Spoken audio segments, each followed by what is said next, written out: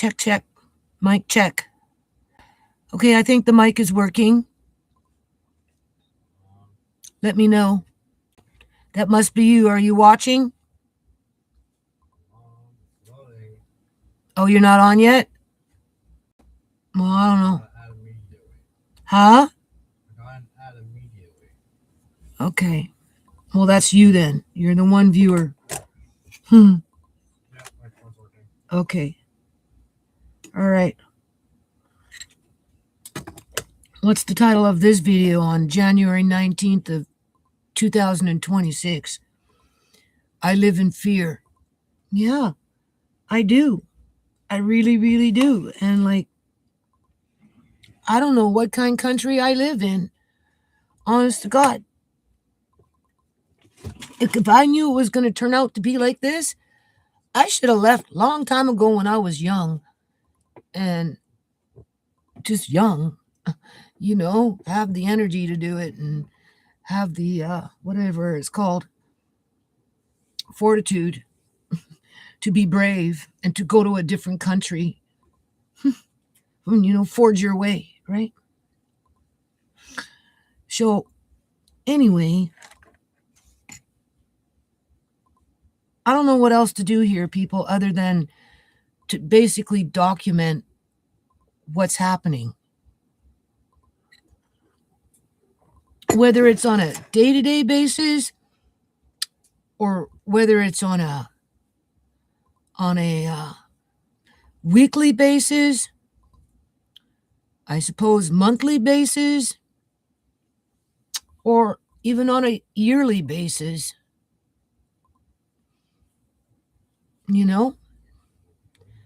So basically, what's happening now,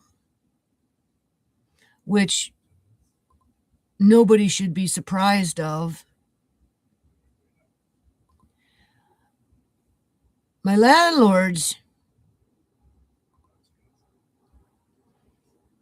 want $4,500 for this house. They want $2,500 for upstairs and $2,000 for downstairs. That's no new news.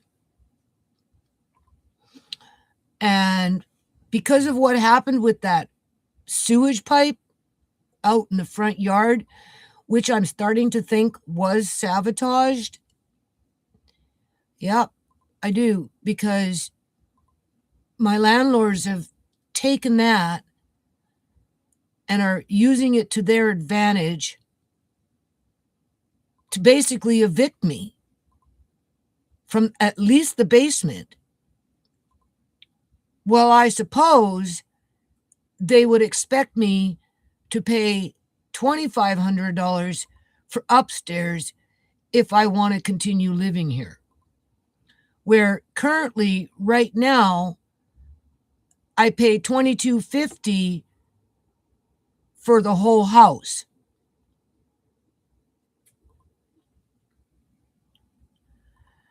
And I'm being mistreated for that, as if I'm the one that flooded the basement with city sewage. For that particular angle. Because there's more than one angle, right? To try and get me evicted. They're trying to evict me. They're forcing me out. And they're like threatening me.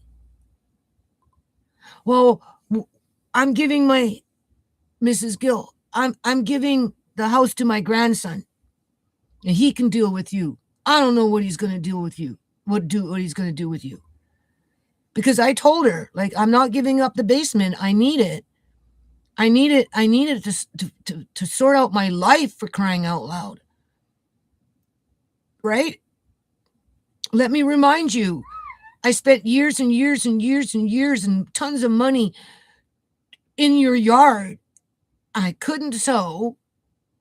So if I got fabric, don't get mad at me.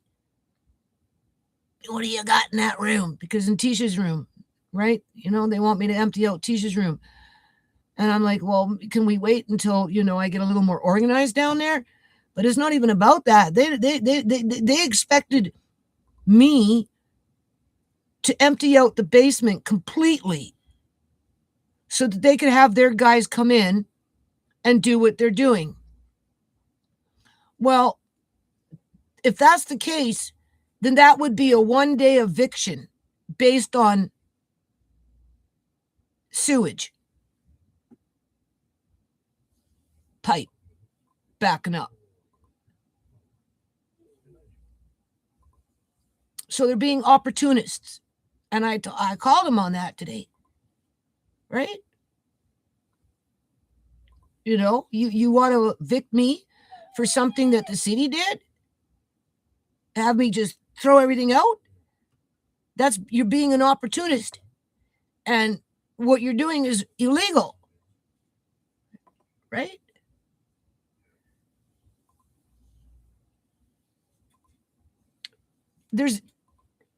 I came across a video. It's in one of my links.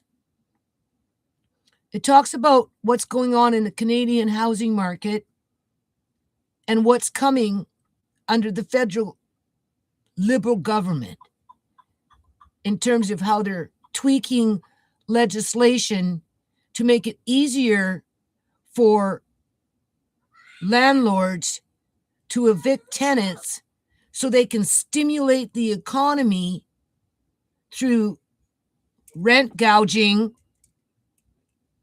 but they call it something else to mask over the harm and the injury and the death that it creates as these landlords participate in that type of activity for profit and then call it good business. Okay? I typed it out.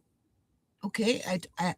I typed out, there's like 8 of them, 8 different, 8 or 10 or something, I don't know, sections within legislation that's changing on a federal level that is going to affect millions of people in a very bad way, from unscrupulous landlords and, I suppose, property managements in terms of like apartment buildings and those kind of things, right? Versus, a person who owns a house and quote unquote is a landlord, right? All right. So what I'm saying is, in one of those sections, what's happening is not only are the elderly people, elderly, 60 and over, okay? 60, 61, 2, 3, 4, 5, 6, 7, 70, 72, 73, 74. Like my neighbor over there in her house, who's been in that house for almost 30 years, paying her rent faithfully, being forced out into a housing market where there's no housing for her, and she's in her 70s. Okay. Right now, her landlords are not forcing her out until they're actually ready to tear down the house. But they've basically told her, well, we're not fixing very much. Okay, did you clear out, Andre? What? Did you exit out? No. Well, you must have, because there's nothing showing to say that there's anybody even watching. I'm still here. Well, I guess that's YouTube screwing around with me as usual, because I got zero viewers, so I don't know how that's possible. Besides that point, it doesn't really matter. So anyway,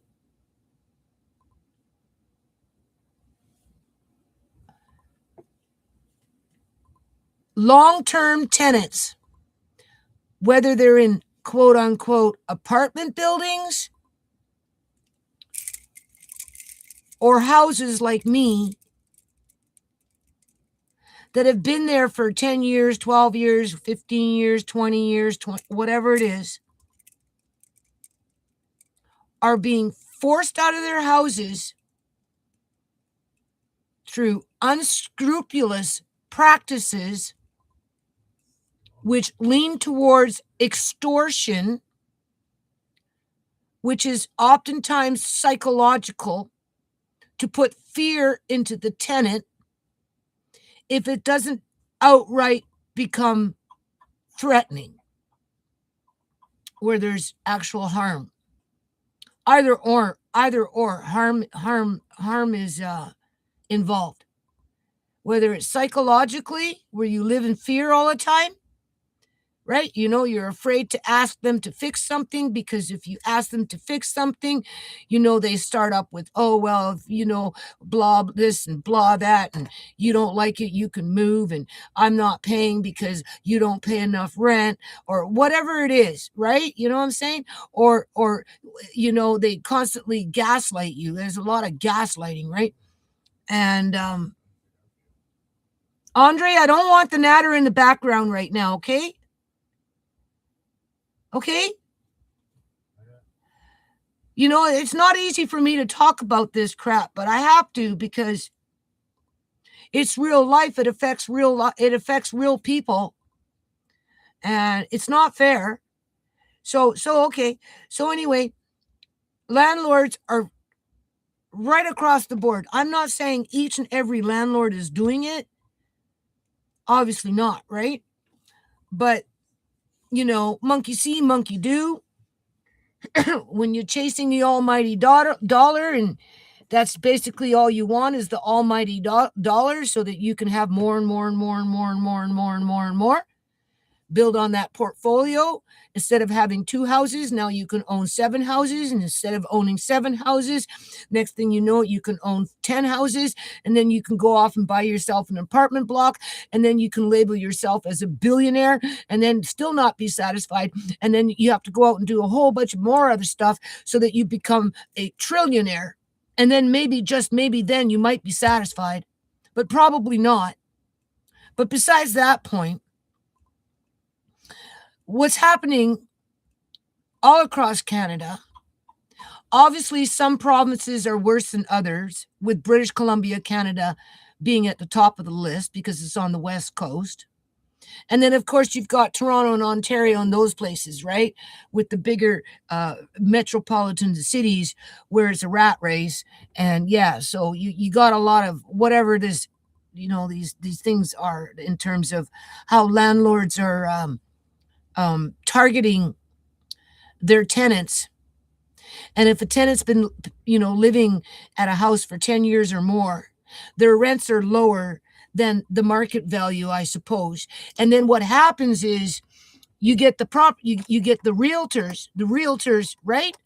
The realtors, I guess in partnership with the city or something, where they overinflate certain neighborhoods in terms of rents, right? Not to mention the cost of the house, but also for the rents, right?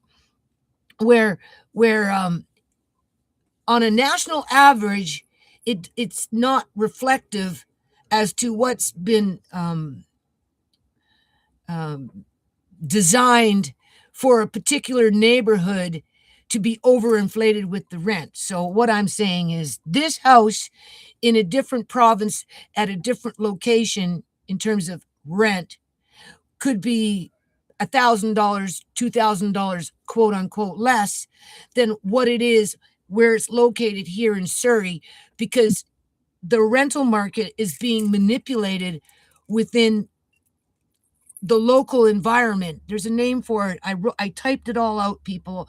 I'm sorry, I can't read right now, but I will come back, and I will, when I can see and I can read, hopefully soon, within a couple of months, I'll be able to read something. God forbid if I can't. But anyway, there's, okay. So by them overinflating the rental market, or even the sales of houses for that matter, on a neighborhood basis, right, versus on a provincial or national basis, they can manipulate those rents. In other words, my landlord wants $4,500. Get the fuck out. You pay $2,500 upstairs, forfeit the basement, and maybe we'll let you stay. Otherwise, get out. I'm like, well, that's illegal. You can't do that. You have to take me to court. I'll see you in court. Oh, okay. Yeah. Somebody said something. I don't know who it is. I think it's Bailey. What is she saying to me? It's too hard for me to see. I was downstairs working where the mice were. I got mice dust on my face. Okay. What did she say? I finally caught up with you. What's the next one down? I can't see.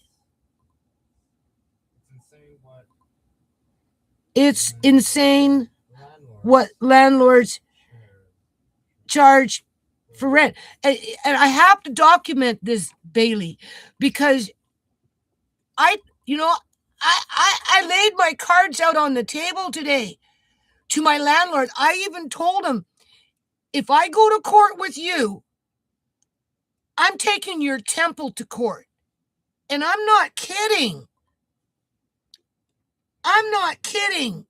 My Mr. Gill said, oh, well, I said, he had to kind of steer me out of the basement because Mrs. Gill, she'd go running down the hall where my food prep is. Okay?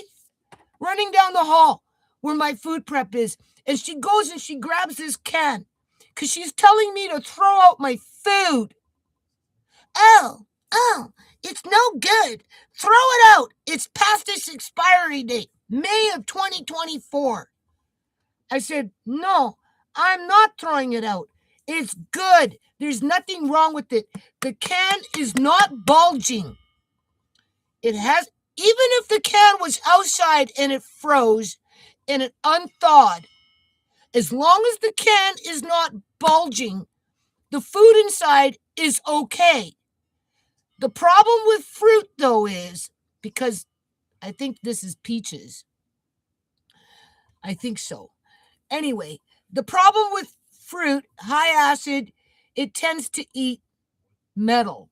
So the longer it sits in a metal can, sooner or later it's going to pick up a tinny taste, especially if it freezes. If this was outside and it froze, okay, and then it unthawed and I opened it up, whether it came in from 2024, 2022, whatever, it doesn't matter. Okay. The worst that's going to happen is it's going to have a little tinny taste, but it's not going to kill you. Now, if it was bulging, everybody knows if a can is bulging, what do? You throw it out. Now, because it is a low, high acid food, you don't want to keep them in a can for 20 years like you can tuna. You can open up a can of tuna that's 20 years old and still eat it, as long as the can isn't compromised. Will a can of peaches last for 20 years? Probably not, because of the acid. It will eat, it's right. So I was supposed to repurpose these when I bought them a few years back, but I couldn't because I got locked out of the freaking basement. Is that my fault? No. Does it mean it's bad? No. But who does that? Who runs down the hall, grabs this, said, oh, well, you need to throw this out not because it's bad, people. It's not because she's thinking about me poisoning myself or making myself sick. It's because she wants me to get rid of it so that she can have the fucking basement and rent it out to 4, 5, 6, 7 people and make her $2,000 a month.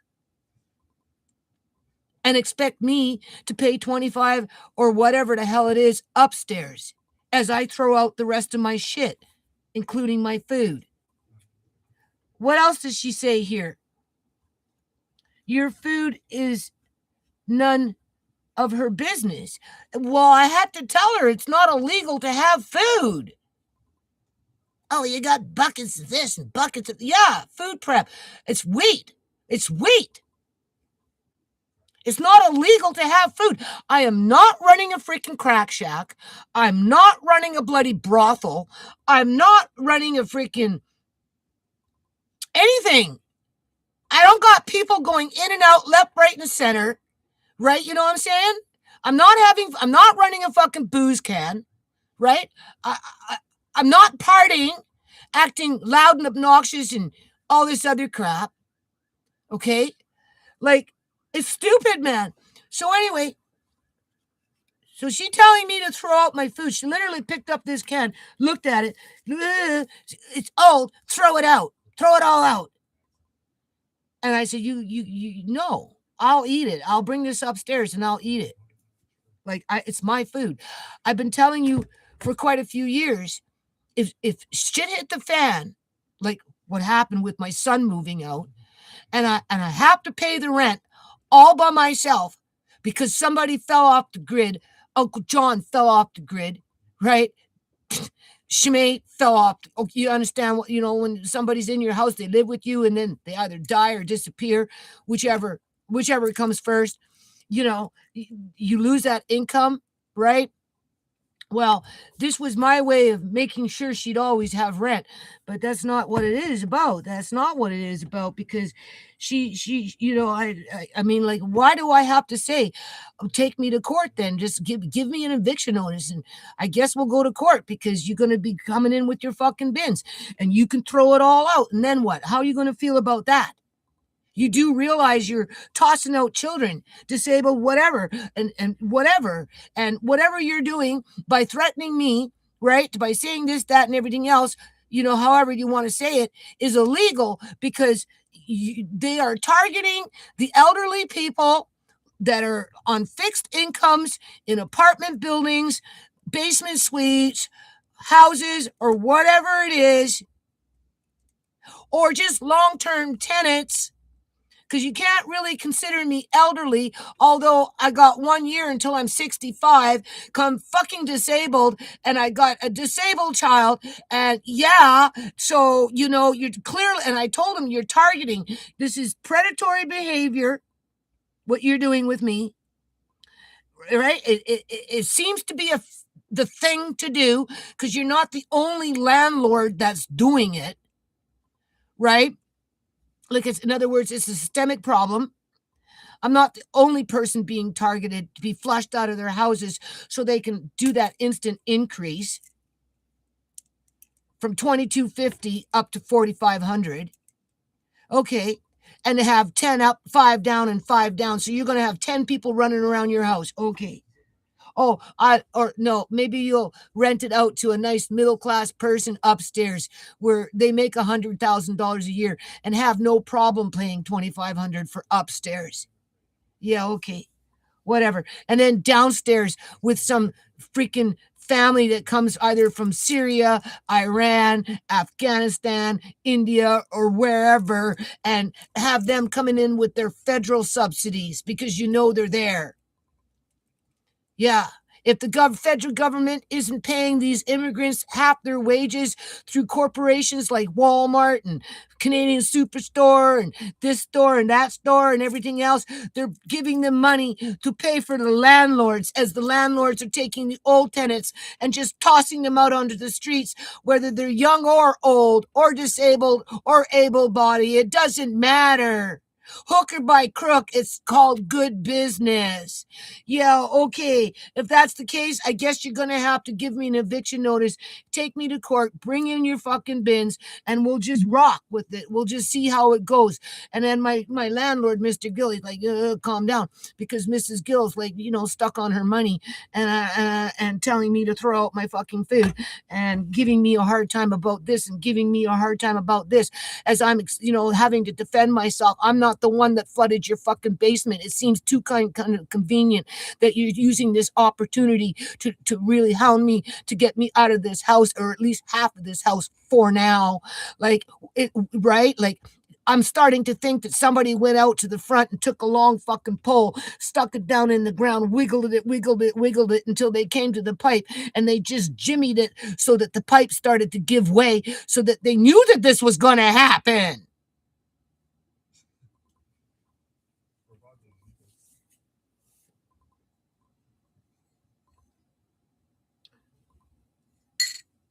which is illegal.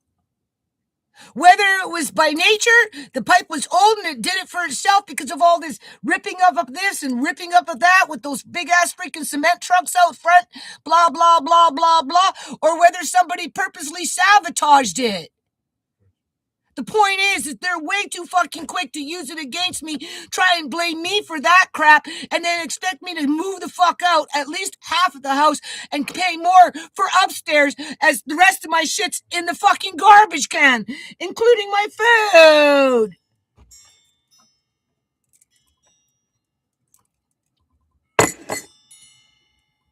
Wouldn't you be living in fear? Listening to that kind of messaging? And then Mr. Gill comes and he separates me, right? Let's go. Because, it is what it is. You right? I'm gonna right. How did I say it to him and her? Like, survival of the fittest. Only I ain't so fit, so I don't expect to survive. Right?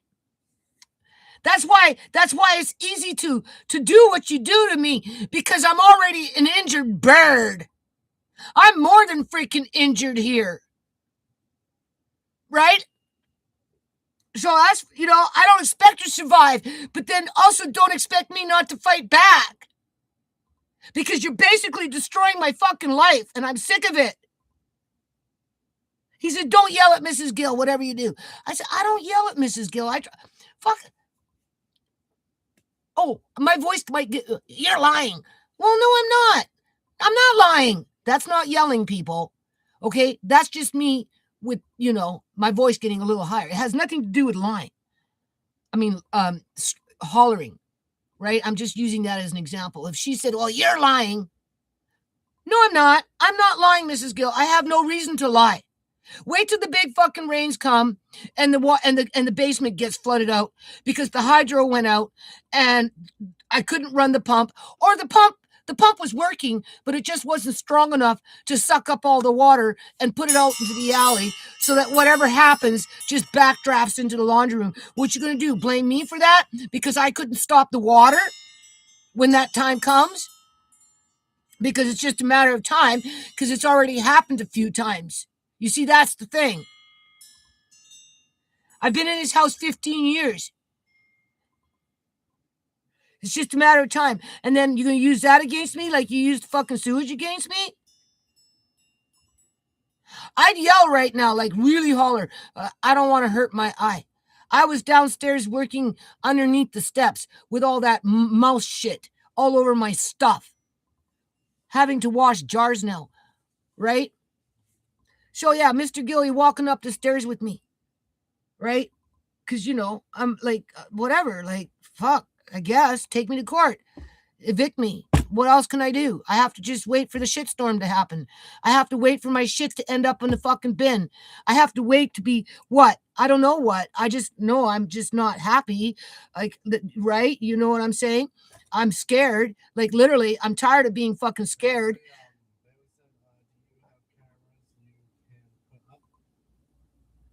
Well, I don't know yet. Maybe. We'll see. No, don't do anything to cause pain. Oh, it's been all day. It's been all day because whatever my son and Marina did when they emptied out that 14-year-old food storage area, they stuffed it underneath the stairs there where the dryer is. And I finally got in there, and clearly the mice have been having a heyday in there. And I pulled out a whole bunch of jars and shit. And what my landlady's going to say, get rid of my home canned goods. Get rid of your cans as well as your home canned goods, because I canned shit in 2015.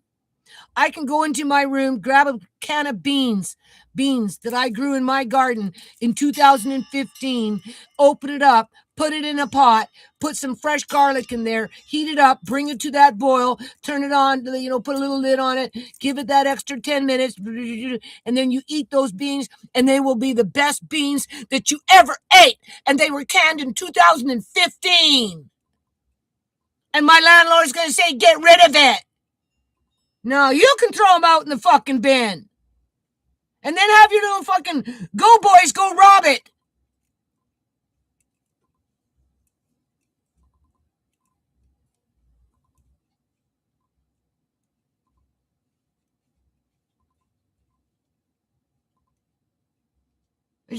It just, honest to God, if I would have known that Canada was going to end up like this, I should have left the country when I was young.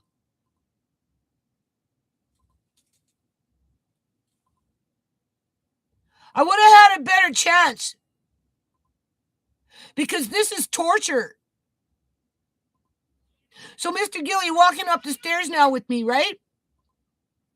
And he's saying something and something. And I'm like, well, I'm not I'm going to take your temple to court. That's what I told him. I said, if shit hits the fan, I'm taking your temple to court. I said, the one up on 72nd, right? He goes, no, that's not my temple. I said, well, where's your temple? It doesn't matter where your temple is because it goes from temple to temple to temple. But besides that point, he said, well, I don't go to the temple. Oh, I find that highly unlikely, being that you wear a freaking turban all the time. Why would you not go to the temple, but yet you wear the turban? Anyway, I said, oh, okay, you don't go to the temple. He goes, no. I said, well, I am still going to do it. And I'm going to face those guys, those miserable looking guru guys that like to just, right? And I'm going to call them on this crap. That's what I told him. I'm not afraid, people. And because it's like murder. I told him it's like murder.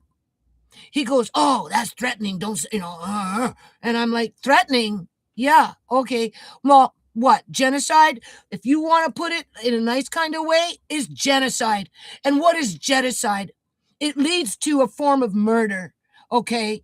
When you're starting to wipe out a certain ethnic group off the planet or in a geographical area so that you can move in and take control and do whatever you want as you toss everybody else to the side that can't pay or aren't the right color or what, that's genocide, which leads to murder.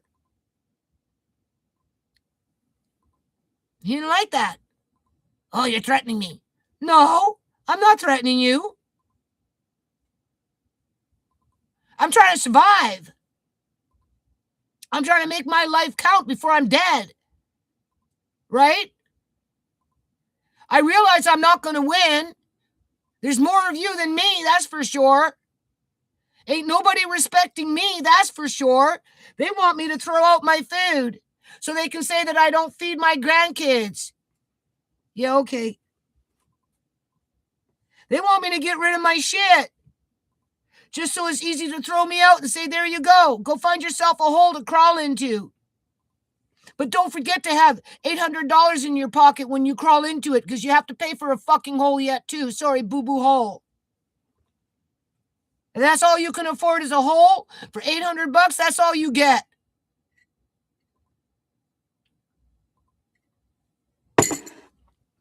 Oh my God. And then he asked me about the sliding door. He said, well, we need to put that door. I said, no. I said, because I keep asking these guys if they're going to do the stairs. Because I need those stairs done out there, right? I need them. Not only do I need them for fire exit in case of an emergency, but if I'm outside working in the back doing something or whatever, and Amari's inside, and there's an emergency, and I got to run quick up those stairs to get inside, I need those stairs, right? Or taking Mari down in the back versus going all the way around with him, right? Because, he's getting heavy. So I need those stairs. I need those stairs for fire exit. I got a fucking firebug on this property, for crying out loud, coming around doing this and doing that. I open up the fucking door one day, be fucking fire over there. And then what? I can't run into the garage. Garage is on fire. I got to run that way. There's that 13-year-old boy. That's where the social workers need to be putting their focus on, is that 13-year-old boy. Not Andre.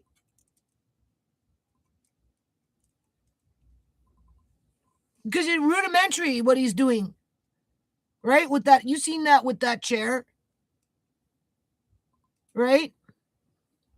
And then that kid came back, went to the fire pit and tried to set fire a little Walmart bag that was damp. Right? Because he made threats on Andre. He hoped that we'd all burn it. I hope your family dies in a fire. Your whole family. That's coming from a 13-year-old boy.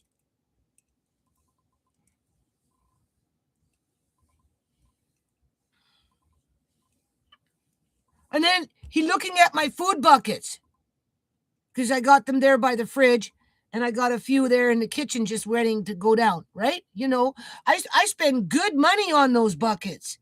With the Gamma lids. The Gamma lids themselves are like $18 a lid, not including the bucket. And he's telling me it's not a warehouse. Excuse me, that's food. It's got wheat in it. I buy wheat at 44 pounds. Or whole oat groats. Or whatever. And I'd like to use it versus seeing it go out into a bin.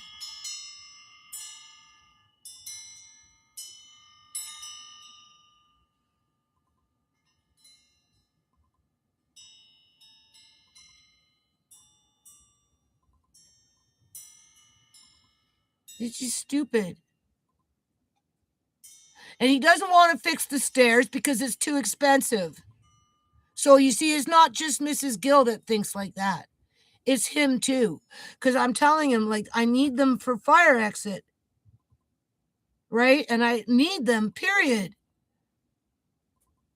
I'm begging for stairs, for crying out loud. Oh, yeah, but the taxes are too high. We pay $7,000 in taxes. We need more money. I can't save you from my family. Whatever. In other words, his family want me out, and he says, no, no, no, let her stay, blah, blah, blah. But at the same time, he doesn't want to fix the stairs because it's too expensive. He reminds me that the taxes are $7,000, so therefore I better cough up some more money, as if most people in my situation wouldn't be able to do what I've done so far. And the only reason I can do it so far, in part, where I don't feel insecure to the point where I'm shaking in my boots, is I know I have food in the house. I got meat, I got vegetables, I've got wheat, I've got oatmeals, I've got beans, I've got lentils, I've got freaking all that crap, okay? So I don't have to worry. I've got milk powders, you know what I'm saying? So, you know, if it came right down to a crunch, all I'd have to spend is $50 a month. I could feed my family every day good at $50 a month for months and months and months and months, as long as my rent gets paid. But the problem with that is they don't consider it to be rent anymore. They consider it to be, I don't know what they consider it to be, something to just, I don't know, like, you know, like, fuck, man, I like, this is stupid. So I have to brace myself. I have to tell Andre at 15 years old, you just got to brace yourself, Andre. You just got to brace yourself for the worst case scenario. And if it means just whatever, my shit going in a bloody bin and I end up in a 1-bedroom basement suite or whatever, or in a woman's shelter or whatever, it is what it is. So they can have more rent and then fix the stairs. Yeah. I suppose. Yeah. Social workers don't mind my buckets of food. If anyone wouldn't have liked them, it would have been them, in terms of what I've got in the kitchen there with the food buckets. And I don't plan on keeping them there. I'm just waiting for, you know, to get going on some shit downstairs. I told you I'm going to use the kitchen. I'm using it. I'll do videos with it. I'm going to set up a little sewing area. I'm going to try and make some clothes. I went 14 years without sewing, not a pretty much damn thing. First couple of years, I did do a little something here and there. I worked on a box. I worked on a couple of drum things, but I was after I came in outside, right, from being outside for 10, 12 hours. I'd sit down in the sewing room. I'd do a little video after the fact, right? But besides that point, I haven't sewed in years. I told that to my landlady. I said, look, she goes, and I'm like, no, I'm going to use this space. I'm setting up a sewing area in here. Going to try and do a little something. I got fabric that I've had 14 freaking years. I'm going to try and sell my clothes. Oh, why would you do that? I said, well, because, I'm going to try and sell my clothes and my books. Oh, yeah, well, nobody's going to buy your clothes. That's how she talks to me. And I'm like, well, first of all, I got vintage clothes. First of all, I haven't worn my clothes in 14 fucking years since I've lived 15 years since I've been living in this house. Right? And some of these clothes are 20 years old, 30 years old, 40 years old in mint conditions. I have a Punjabi dress from 1982 that is worth $1,000 fucking dollars, for crying out loud. And she's telling me it's garbage. Nobody's going to buy it. Get rid of it. You okay? No. I'd like to try and sell some of it first. It's enough that I have to get rid of it. The only thing that makes me feel okay about that situation is when you start to go blind. You start to put your, I don't want to call them priorities, but you know what? My clothes have been on the back burner when it came to priorities the moment I moved into this house and stepped my first foot into this yard. Yeah. My priorities when it came to my clothes went out the fucking door, and I became a freaking farmer. And I wore rags for years and years and years and years and years, except for the one or two times when I went downtown fighting a good fight, taking my government to court for what they do with covering up illegal organ harvesting and all this other stupid shit that goes on in this province. Okay? You'll see me with my whatever clothes on. Ha ha ha. Other than that, everything else you see me in is rags. Because I was a farmer. I was a carpenter. I was a landscaper. I was a grunt. I was a mule. I was a slave.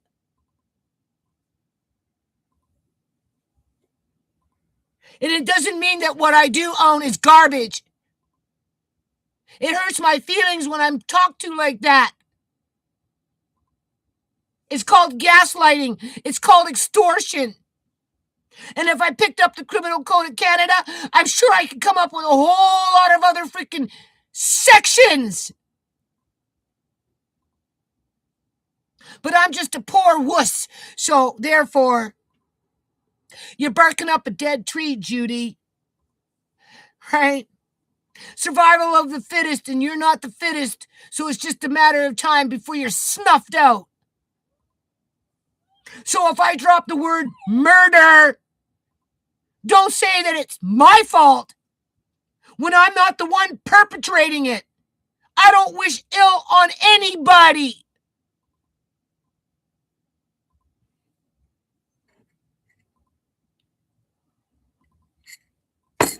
So there is no moving forward. I'm stuck. I tell it to Andre like this. It's like a wheel that's stuck and has been stuck for a very, very, very, very, very, very long time. Okay? I am trying to turn it the other way. Crank it, right? Just, even if it's just a little bit, right? And if it means taking the temple to court, along with anybody else, including Dr. Barr, because you know he's the number one witness in all of this, when it comes to Shemay Chorny, because I ain't playing freaking games here. Okay? Well, then that's what will happen. And then you know how they say it's all or nothing? They take my life like dice and they just, or it's like a revolver with one bullet and you're playing Russian roulette, only there's more than one bullet in the chamber. That's how they treat my life and my family's life. With this nonstop, gimme more money or get the fuck out. We don't care where you go. We don't have no use for you no more. Blah, blah. You're this, you. Everything you own is garbage. Nobody's going to care. You know, clearly there's something mentally wrong with you for wanting to eat peaches from 2024. Yeah, okay. No, there's nothing wrong with me. It's called being frugal and wise and smart.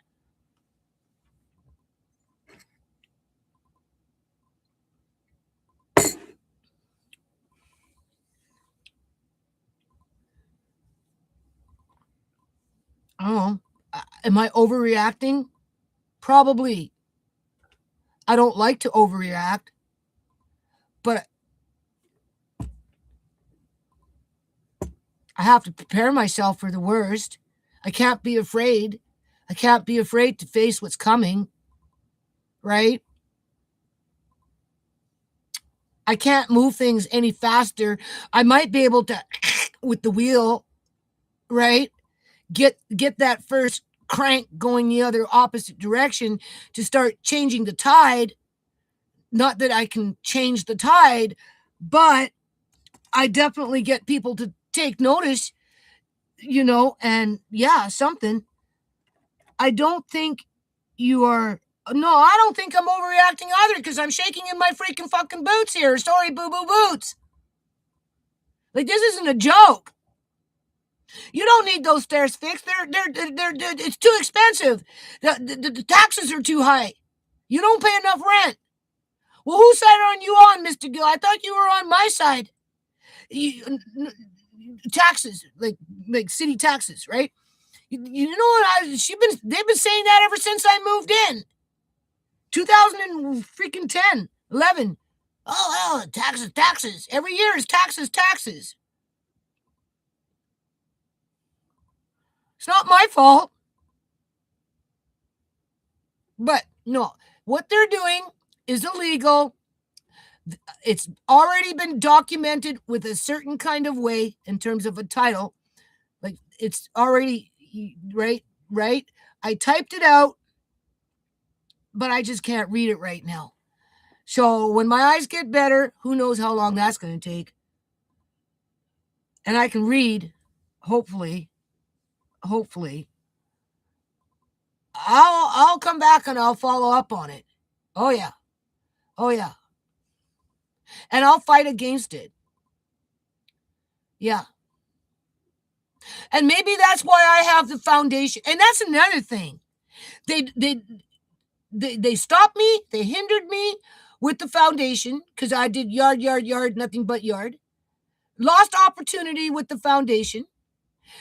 They hindered me with the lawsuits, whether it was Fraser Health Authority, CIBC Bank, or the province of British Columbia, Canada, the Attorney General, and the Public Solicitor Attorney General, because I couldn't work on the lawsuit because I was always working in the yard.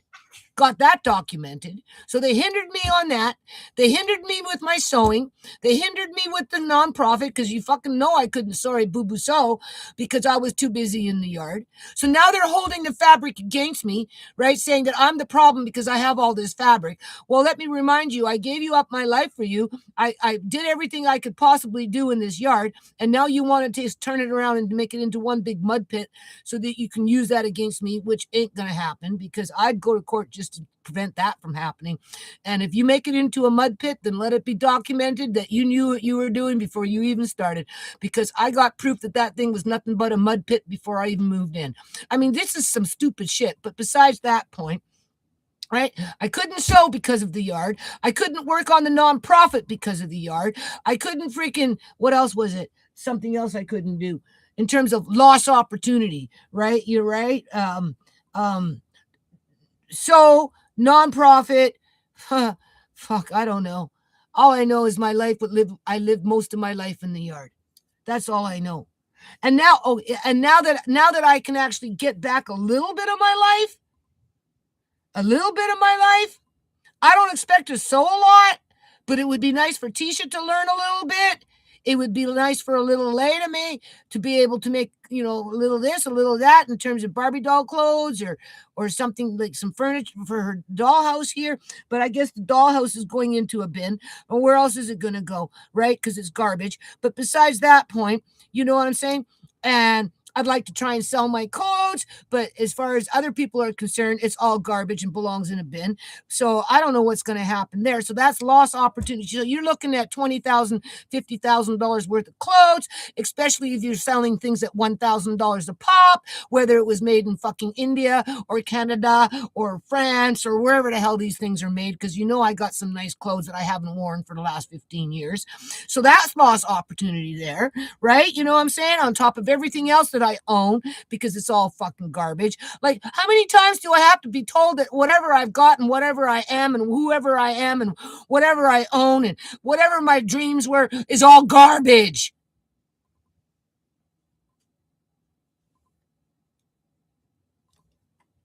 Who abuses who more? Do they abuse me? Where does that impression come from? Or is it just me sitting here looking at my stuff saying it's garbage? Get rid of it.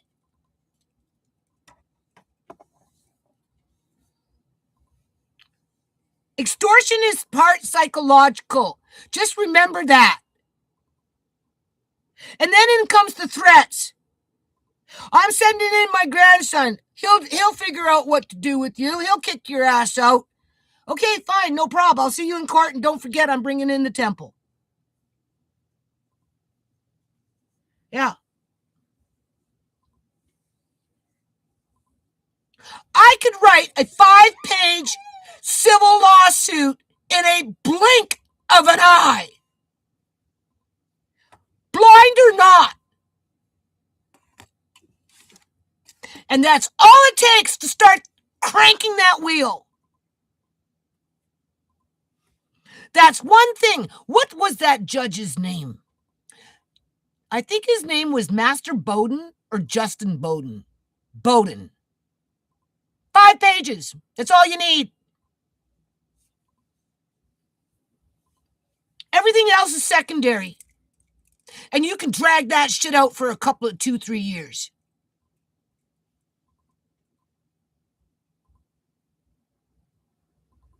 And if it gets thrown out of court, you can mark my words. I will take it to the Court of Appeals. I will find a way. Talk about stirring up the bee's nest. Oh, forget the bees. At least bees make honey. There's nothing sweet about what's going on. This is the hornet's nest.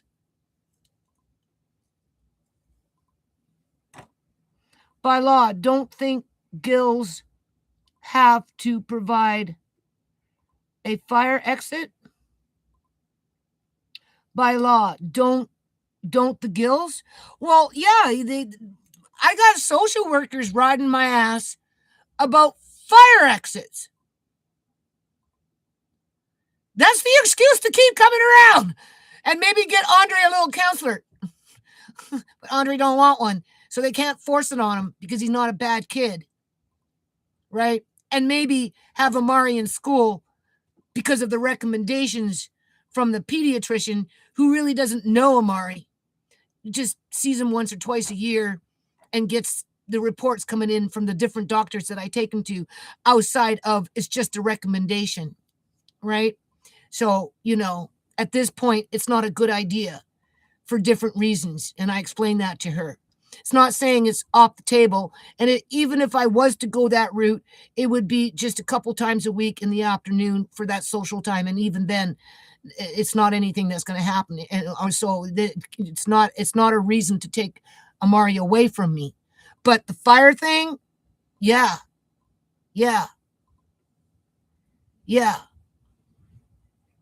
That's an issue. So, what? Do I sick the social workers on them?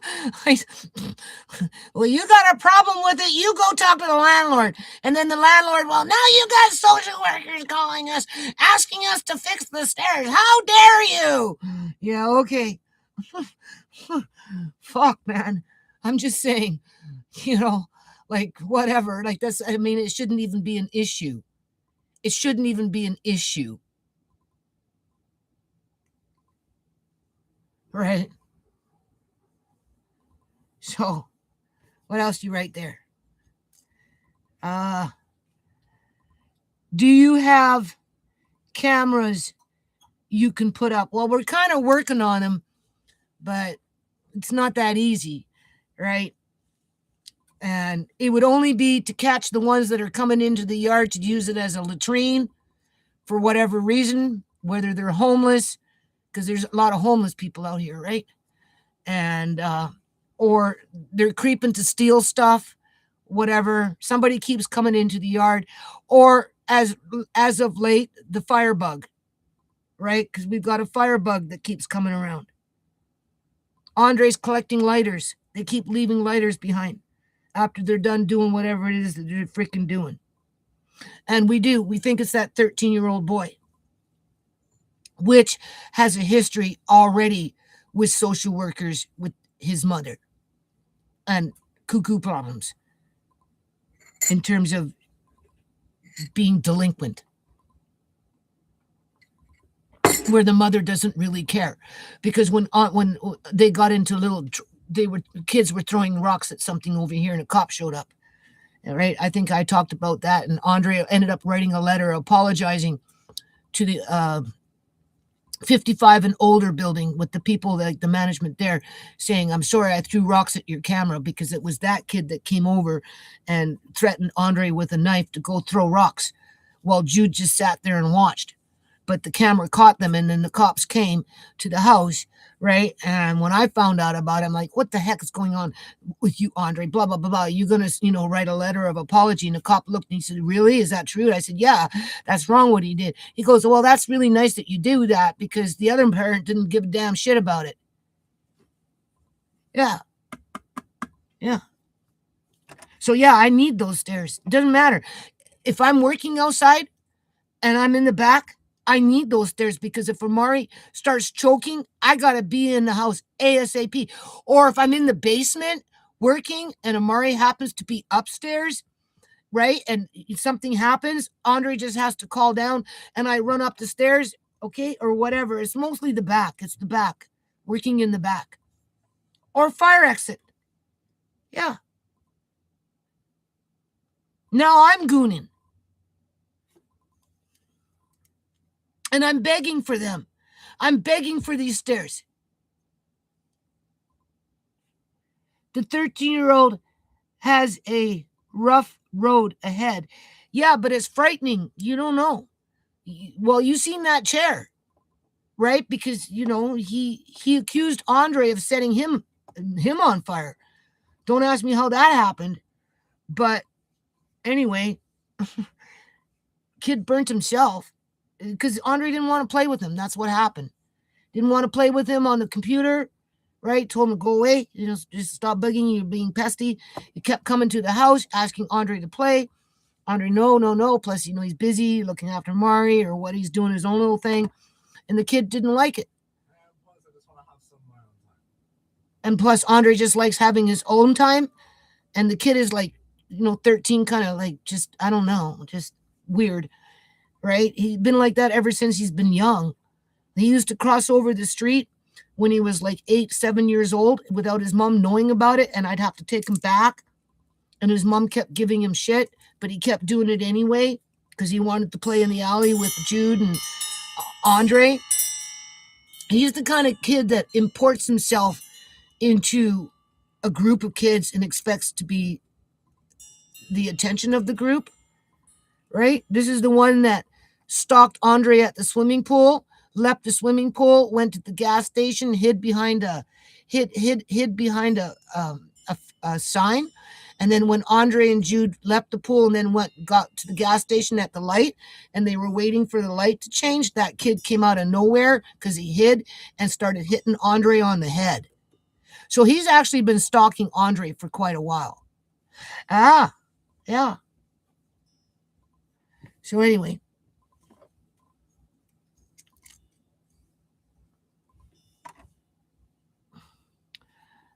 Um,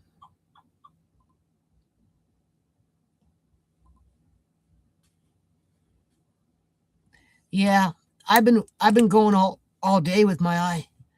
I I actually worked downstairs underneath those steps for quite a while. Um, I can't wait, but I don't know. I just know that this is no way to live. If they think that I enjoy this shit and I stick around for this crap, I mean, that's just not right. I don't think anybody likes to live like this. It's been too many years, man. Too many freaking years. I don't know. I don't know what she like. Fuck, I can't afford another 5, 6, 7, 8, $1,000 more money. I just can't. I just can't. Every time she raises the rent, we always give her more than what the going rate is. I know. If the going rate is, well, 3% or whatever, at a certain amount of dollars is $60, right? Is $60 extra a month? Yeah, right? She go, oh, that's not enough. I want a little, can you not give us a little more? Blah, blah, blah, blah. So we end up usually settling on $100, right? Okay. My son pay half, I pay half. Okay. I don't know what it would be now. Probably $75, $80 if she was to increase the rent. And I just want to just go with I don't even want to pay rent, man. I just finished paying for that 2150 with my stuff being taken from the yard as they're now trying to clear out me out of the house with threats and then say I'm threatening them because I call genocide and put the word murder attached to that in terms of I'll take your temple to court. I'll call you on genocide, which is a form of murder, which in my opinion is not lying because I've already got 2 dead daughters because of murder and illegal organ harvesting.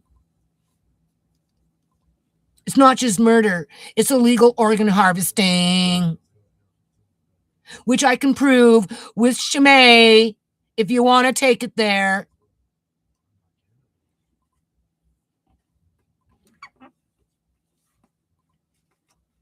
Only certain kind of people can benefit from that. Only certain kind of people can facilitate from that. Only certain kind of people can launder that kind of money that is generated from organs that are coming in illegally and being sold on the black market. You know, wealth building is wealth building.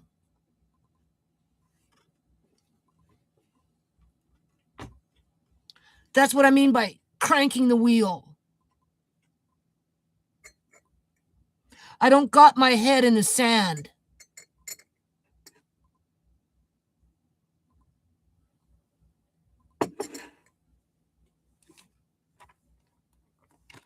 I was a homeless youth when I was really 14 years old.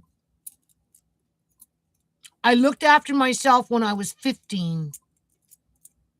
I made over $100,000. You do the math on that one. Let's see how freaking smart you are. How could a 15-year-old do that? You figure it out. Did anyone give a rat's ass about me and my safety? Hell no. All right. Let's just put it out there. Right. So whatever money you think you're floating around with, easy come, easy go.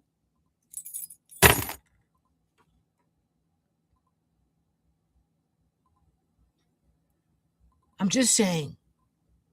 And then I left the country. I was 16 and I crossed over to the border and I ended up in Tacoma all by myself at 16 years old after I ran away from whatever it was that I was caught up in when I was 15. Okay.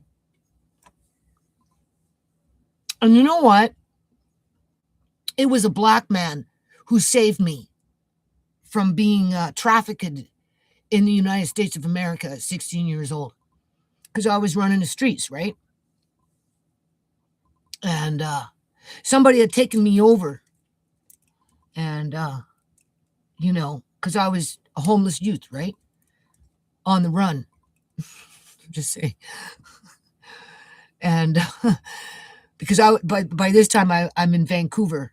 I left Alberta at 16 and I came to British Columbia, Canada, to Vancouver, and I hung out in Vancouver for a while, and then I met somebody that took me across the border, and I stayed at his house for a bit, but I'd go out, right, and I walk around and blah blah blah blah blah blah, right, and I was 16, right, and I'd already made my $100,000, okay, but I didn't have that obviously because there's a lot of gorilla pimps in the world, so it is what it is, right? Anyway, I'm just saying. So anyway, this guy, black guy, he picked me up, right? And he goes, "What are you doing out here, little girl?" And I'm like, "Well, I'm from Canada and just whatever." He goes, "Well, you need to go back. You need to go back to Canada." I said, "Well, why?" "Well, there's nothing there for me. Nobody cares." He goes, No. You don't want to be out here. It's a bad, for a kid, like for a young person like me, it's dangerous. He said, "You need to go back to Canada." So eventually he let me out of his car. I mean, he could have been a rapist. He could have been a murderer. He could have been a badass freaking gorilla pimp that could have kidnapped me and taken me off to some place and put me in some hole where I'd be effed to death and just die an early death because I was just a piece of trash, right? You know what I'm saying? He could have done that, but he didn't. He told me to go back to Canada. Yeah. So I guess I took it to heart. And then I said to the fella that, had taken me over, I don't know why he brought me over there, but he did. And I had nothing in Vancouver. I couldn't go back to Alberta. So, I said, "Sure, I'll check it out." And I said, I need to go back to Canada. I need to go back. He said, "Okay, I'll take you to the border." And it was funny. I got to the border, got up on a bus, and then, 16, so I'm looking pretty young, right? And I guess the border crossers, those guys, whatever they're called, "Who are you? Like, why are you going to Canada?" I said, "Well, because I live in Canada. That's where my family is." "Oh, yeah, yeah, yeah. Well, how do we know that?" Because I had no ID, right? And I'm like, "Well, no, I'm Canadian." He goes, "Well," and he writes down XYZ, right? And now in Canada, we say Z. In the United States, they say Z. My mother used to always say Z. So he said, "Read this, XYZ." He goes, "Z? Are you sure you're Canadian? Why are you saying Z?" And I'm like, "Well, that's what my mother used to say, right? Z, when I should have said Z." And then he asked me who the leader of my country was. I remember that, but I don't remember the answer. All I know is I didn't get it right. Anyway, long story short, they let me back into Canada. And so now I'm in Vancouver now, back in Vancouver, right? But I'm homeless. Oh, you see, that's the thing. I'm homeless, right? Come full fucking circle. Sorry, boo-boo circle here. Interesting how a teenager, a young girl, could be homeless at such a young age, 14, 15, 16. And then at 63, 64, 65, face the same stupid shit. Yeah, isn't that interesting? Kind of makes you wonder how that happened. Anyway, I ended up phoning my mom once I got back into the mainland. I did a little hustle here, little hustle there. I tried to hold down the fort for myself, being that I was, supposed to look after myself at that age. I said, "Mom, I'm back in Canada. Can I come back home for a while? I got no place to go." She said, "Yeah." So I did that. I went back to Alberta, Edmonton. That's what I did. I got on a bus and I went back to Edmonton. And then what I did is I enrolled myself into adult education. By this time, I'm going on 17 now, right? I actually spent some time with my grandmother for a little while in that little period there. But when at 17, how did that work? Maybe she sent me, because I remember I was with my grandma for a bit, but she couldn't handle it. Either or, I just know that when I got back from Vancouver, like when I got back from Tacoma, crossed over, and I was in Vancouver, I mean, I didn't like the West End. All right. If anybody knows what Vancouver's about with the West End, I didn't. I felt very, very unsafe in the West End, and that's where all the trannies are and stuff, eh? You know what I'm saying? Yeah. So I phoned my mom, and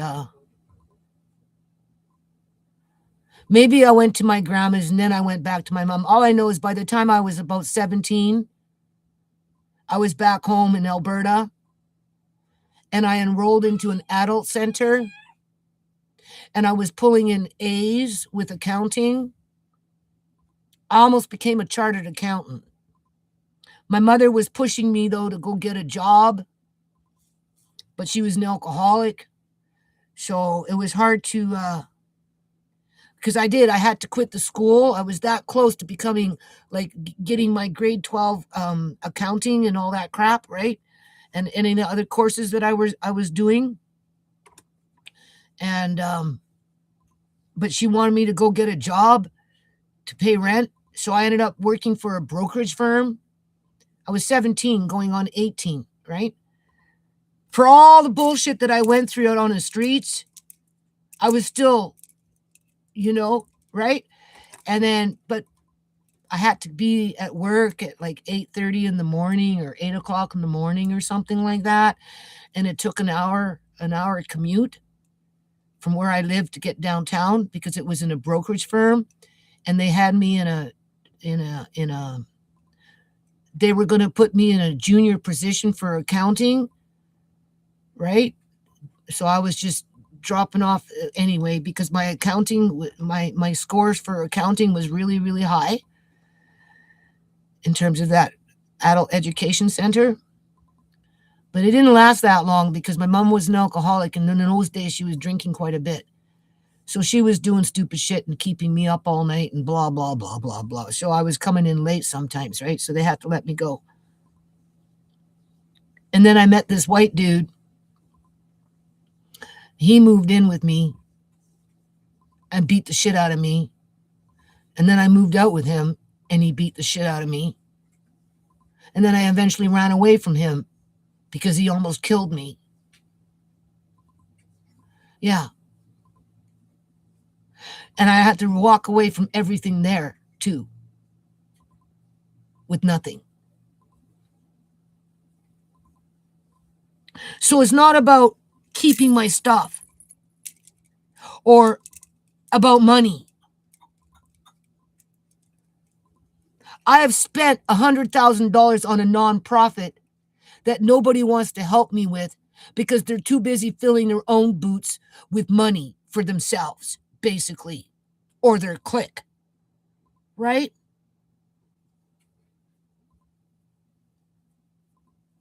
And before they see me be successful, they would do anything and everything in their power to sabotage it.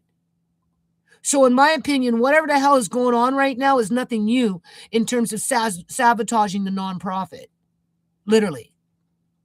Because working in that yard for the amount of time that I worked in, I know it doesn't sound much. It sounds trivial, but when you give up your life for something like a yard and they're still using it against you and they want to just turn it into one big mud pit so they can throw that in your face after you gave your life for it and gave up opportunities here, there, and everywhere else. And now that you've finally got a little window of some kind of opportunity, at least for a little while, especially when you're losing your eyesight and they're still trying to take it away from you, and then call themselves proud Canadians.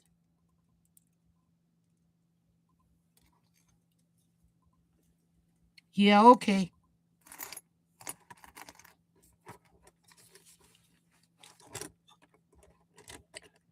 Five pages. That's all it's going to take. Like I said, I can type that in a blink of an eye. Within a week, I'll have the rough draft done and the hard copy. And that's taking my time. If I lose everything, it wouldn't be the first time.